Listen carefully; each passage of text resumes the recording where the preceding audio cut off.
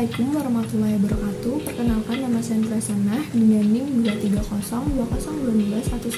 230201211300333 dari Prodi Agroekoteknologi kelas A. Di dalam video ini saya akan menjelaskan mengenai ekonomi perusahaan pertanian, contoh industri di sektor pertanian, contoh perusahaan pertanian di Indonesia, serta manfaat kita dari mempelajari ekonomi perusahaan. Ekonomi perusahaan pertanian berhubungan dengan bagaimana kita memanfaatkan sumber daya yang terbatas, mengelolanya seefektif dan seefisien mungkin, hingga menghasilkan ekonomi.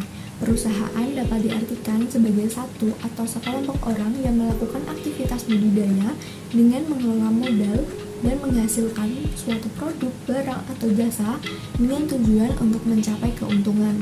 Ekonomi perusahaan pertanian merupakan ilmu yang mempelajari tentang perilaku dan gejala-gejala yang terjadi dalam suatu perusahaan di sektor pertanian yang berhubungan dengan penciptaan utility untuk memperoleh laba atau keuntungan, mencakup persoalan-persoalan di bidang pertanian baik secara mikro maupun secara makro.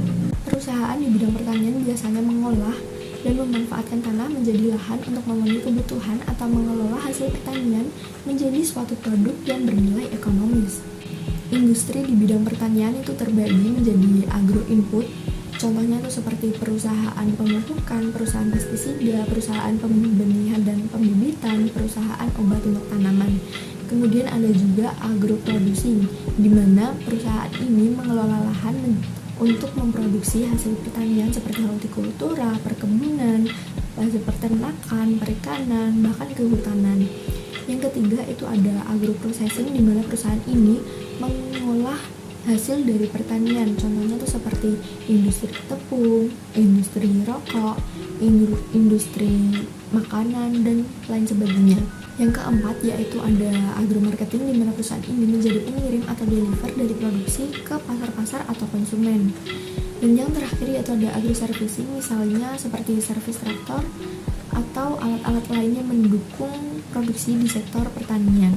Pada perusahaan besar biasanya dikelola secara profesional, struktur organisasinya jelas dan teratur, dan bentuk badan usahanya normal, misalnya seperti PT, CV, UD, firma, dan koperasi. Salah satu contoh perusahaan besar di sektor pertanian yang ada di Indonesia yaitu ada PT Smart Tbk, di mana perusahaan ini telah mengoperasikan kurang lebih 16 pabrik kelapa sawit dengan lahan pertanian yang tersebar di Pulau Sumatera, Kalimantan, Sulawesi, bahkan Papua.